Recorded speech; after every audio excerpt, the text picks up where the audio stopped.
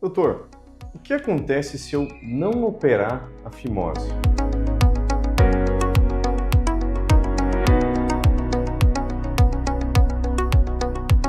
Olá, meu nome é Bruno Vedovato, sou médico urologista e hoje a gente vai inverter um pouco. É muito comum a gente ver vídeos aqui, tem inúmeros vídeos aqui, não só no meu canal, como em outros, a respeito da cirurgia, das indicações da cirurgia. E uma pergunta que um paciente me fez recentemente, mas e se eu não operar? O que acontece? Então vamos lá, vamos falar um pouquinho a respeito disso. Então, um primeiro e fundamental ponto é saber exatamente diferenciar a presença do prepúcio, que é normal, da fimose. Porque tem muitas mães, muitas vezes, ou o próprio paciente fala, a minha mãe não foi atrás, eu não operei a minha fimose, ou o meu filho tem fimose, ou eu tenho fimose, querendo, se referindo à presença apenas do prepúcio, e não da fimose propriamente dita. Então vamos lá. Então todos os homens têm o prepúcio. O prepúcio é aquela pele que cobre a cabeça da glande, que é perfeitamente normal. Trata-se de uma estrutura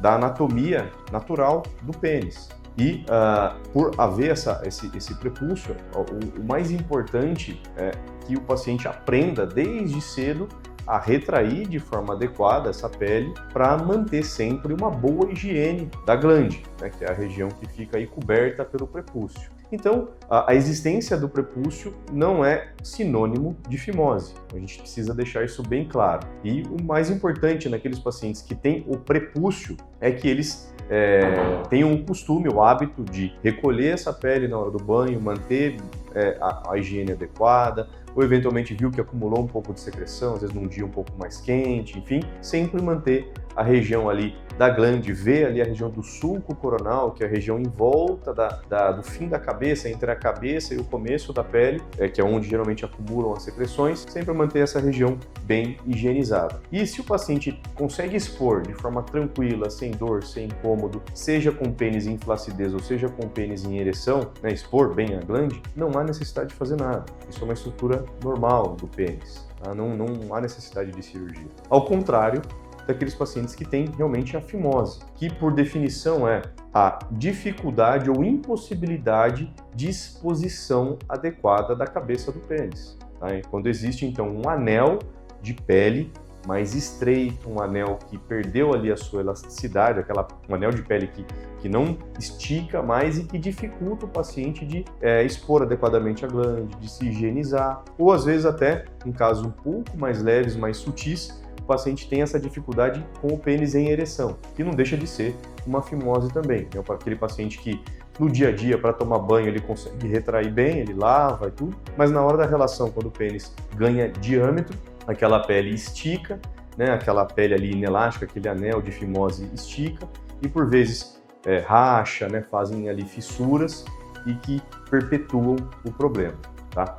Então, a gente vai falar daquele paciente que tem a fimose propriamente dita, tem o diagnóstico de fimose, o que acontece se ele não operar? Se ele falar, não quero operar.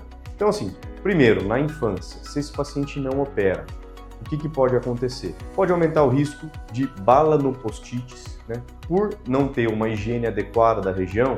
A gente sabe que existe uma produção constante de esmegma, que é uma secreção resultante ali das glândulas locais. E esse esmegma ele é rico em bactérias, e essas bactérias podem gerar então uma infecção, seja da pele, seja da cabeça ou de ambos, que a gente chama de balanopostite. Isso também é um fator de risco para infecção urinária nos meninos. E a gente sabe que infecção urinária na infância, que pode ou não cursar com febre, pode trazer riscos para o trato urinário e, se for associada à febre, até riscos para o funcionamento dos rins no futuro, tá? Então, essa é uma questão. Se esse menino não opera, chega na adolescência com uma fimose importante, ele pode ter dificuldade com relação ao início da sua vida sexual, porque ele pode sentir dor, desconforto para ter uma ereção, e isso vai intimidá-lo, vai fazer com que ele, se ele não tiver um diálogo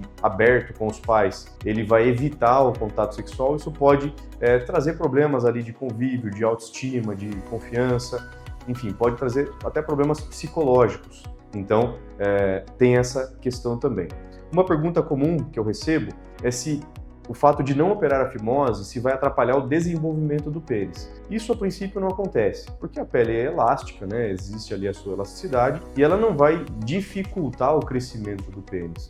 Provavelmente isso não vai acontecer. E no paciente que tem fimose na idade adulta, se ele não operar, muitas vezes o paciente ele vai manter um desconforto para ter relação sexual, porque fica mais chato, mais difícil de ter uma ereção. O atrito na hora da relação também faz as rachaduras, as fissuras acontecerem. Ele vai viver à base de pomadas, uso de anti-inflamatórios, uso de medicamentos para dor, para haver a cicatrização. Esse processo de lesa, cicatriza só vai tendendo a piorar. A higiene do pênis não vai ser feita de forma adequada. E hoje a gente sabe, hoje não, há muito tempo a gente sabe que o principal fator de risco para câncer de pênis, que infelizmente no Brasil ele tem uma incidência maior do que nos outros países, está relacionada a má higiene, né? Secreções ali, infecções de repetição, bactérias que ficam habitando cronicamente aquela região, elas vão gerando uma alteração ali recorrente no aspecto, na qualidade daquela pele que fica coberta e pode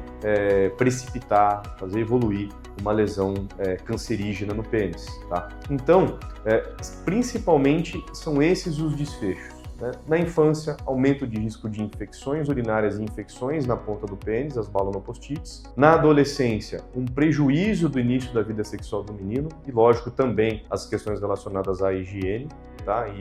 E no adulto, o principal, que eu diria, é o risco desse paciente desenvolver um câncer de pênis pela dificuldade de higiene diária do pênis. Então, basicamente, essas são os principais desfechos relacionados ao fato de você ter o diagnóstico de uma fimose que, no caso da infância, não respondeu ao tratamento com pomada. Já na idade adulta, a pomada já não tem tanto papel e o paciente não quer operar, ou tem medo de operar, ou tem expectativas ali que vão... ele tem, enfim, uma série de mitos ou questões relacionadas a como vai ser depois. Então eu venho aqui para colocar para vocês os argumentos que vocês têm que ter em mente na hora que vocês forem passar com o urologista, de que pode ser sim importante operar. É claro que tem casos, aqui eu vou colocar um parênteses, que tem pacientes que têm apenas o prepúcio, né? Eles não têm fimose, não têm dificuldade alguma para a exposição da glande, tiveram esporadicamente uma candidíase peniana, né, uma infecção ali, uma balanopostite fúngica ou de qualquer outra causa, e muitas vezes chegam para a gente para saber se vale a pena operar ou não, e principalmente na idade adulta. E esses são casos muito delicados, porque o paciente está acostumado com a vida sexual, ele não tem, o fato de ter o prepúcio não te gera um custo, né?